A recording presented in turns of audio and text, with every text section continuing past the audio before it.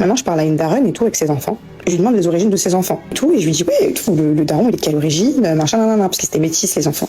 Et je vois qu'il y a un froid. En fait, elle a fait ses enfants toute seule. Donc, il n'y a pas de daron. Et là, je me dis quoi? La femme, elle est pas mal indépendante. Elle fait maintenant beaucoup de choses seule. Et même quand elle est en relation avec un homme, elle fait beaucoup de choses seule. Okay, je suis contente, en tout cas contente pour les femmes qui puissent faire des enfants seules. Parce que du coup, la plupart du temps, même quand elles le font à deux, elles le font seules. Et du coup, le rôle de l'homme...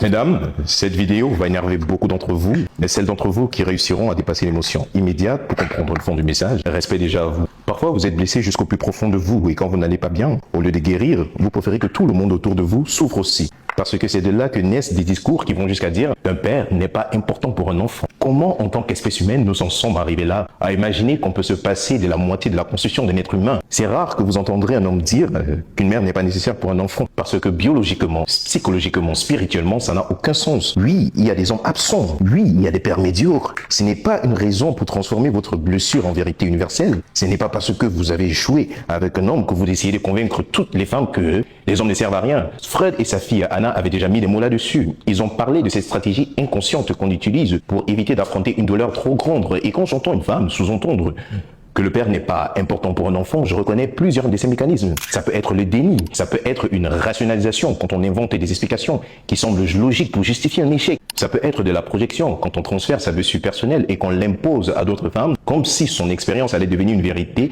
universelle. Parfois même, c'est du déplacement. La colère qu'on a contre un homme précis, on la déverse contre tous les hommes et sur la figure paternelle elle-même. Je le dis, son jugement. Ce sont des mécanismes normaux, mais ils ne doivent pas dicter l'avenir d'un enfant parce qu'un enfant, sur le plan psychologique, a besoin de ses deux parents. Est-ce que ça, ce n'est pas évident? On doit vraiment expliquer ça. Un enfant a besoin de sa mère et de son père. La mère donne la sécurité affective, la première relation, l'ancrage émotionnel. Le père, lui, vient poser les repères, la loi, la confiance dans le monde intérieur. Pour un garçon, le père est le modèle d'identification. Pour une fille, il est la première image de l'homme qui l'aimera sans condition. Supprimer cette polarité, c'est déséquilibrer un enfant. Et celles qui vont venir me dire que j'ai élevé mon enfant toute seule et que je me suis en sorti...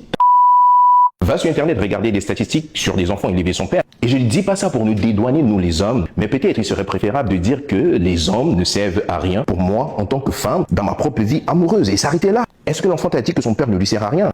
Et là, mesdames, je dois vous le dire, c'est vous qui choisissez. C'est vous qui laissez entrer un homme dans votre vie ou pas. C'est vous, généralement, qui décidez d'avorter ou de garder un enfant. Parce que, comme vous le dites souvent, mon corps, mon choix. Même quand un homme ne veut pas un enfant, c'est vous qui avez le dernier mot. Si tu décides de faire un enfant, reconnais que tu dois développer des compétences pour choisir un bon père pour tes enfants. Parce que quand vous faites ça, vous n'êtes pas en train de libérer des femmes. Je sais que beaucoup d'entre vous vont tout mélanger, tout ce que je viens de dire. Et de toute façon, pour toutes celles qui feront semblant de ne pas avoir compris ce que je suis en train de dire, on se retrouve dans les commentaires.